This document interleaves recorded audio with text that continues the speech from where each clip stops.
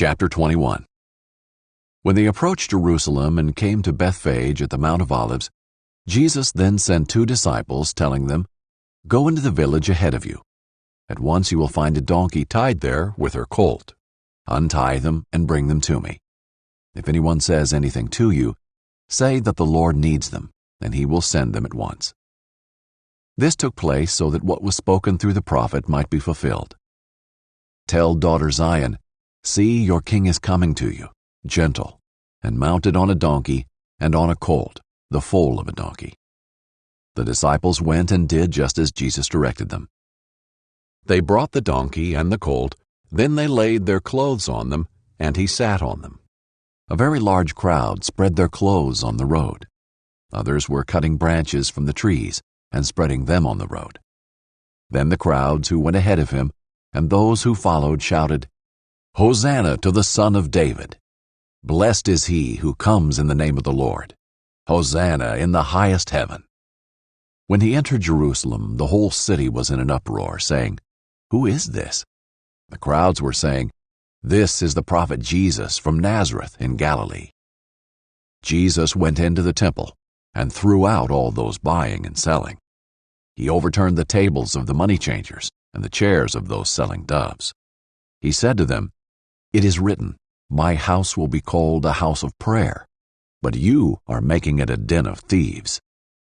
The blind and the lame came to him in the temple, and he healed them. When the chief priests and the scribes saw the wonders that he did, and the children shouting in the temple, "Hosanna to the Son of David," they were indignant, and said to him, "Do you hear what these children are saying?" Jesus replied, "Yes. Have you never read, 'You have prepared praise from the mouths of infants and nursing babes'?" Then he left them, went out of the city to Bethany, and spent the night there.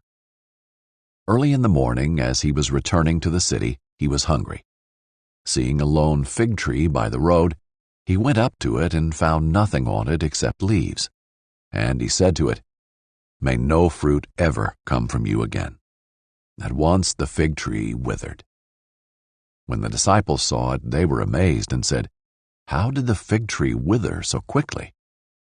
Jesus answered them, "Truly I tell you, if you have faith and do not doubt, you will not only do what was done to the fig tree, but even if you tell this mountain, 'Be lifted up and thrown into the sea,' it will be done. And if you believe, you will receive whatever you ask for in prayer." When he entered the temple, the chief priests and the elders of the people came to him as he was teaching and said, "By what authority are you doing these things? Who gave you this authority?" Jesus answered them, "I will also ask you one question, and if you answer it for me, then I will tell you by what authority I do these things. Did John's baptism come from heaven, or was it of human origin?" They discussed it among themselves. "If we say from heaven, he will say to us, 'Then why didn't you believe him?' But if we say of human origin, we're afraid of the crowd because everyone considers John to be a prophet." So they answered Jesus, "We don't know." And he said to them, "Neither will I tell you by what authority I do these things. What do you think? A man had 2 sons. He went to the first and said, 'My son, go work in the vineyard today.' He answered, 'I don't want to.' But later he changed his mind and went. Then the man went to the other and said the same thing. 'I will, sir,' he answered. But he didn't go. Which of the 2 did his father's will?" They said, "The first." Jesus said to them, "Truly I tell you, tax collectors and prostitutes are entering the kingdom of God before you. For John came to you in the way of righteousness, and you didn't believe him. Tax collectors and prostitutes did believe him. But you, when you saw it, didn't even change your minds then and believe him." Listen to another parable. There was a landowner who planted a vineyard, put a fence around it, dug a wine press in it, and built a watchtower. He leased it to tenant farmers and went away. When the time came to harvest fruit, he sent his servants to the farmers to collect his fruit.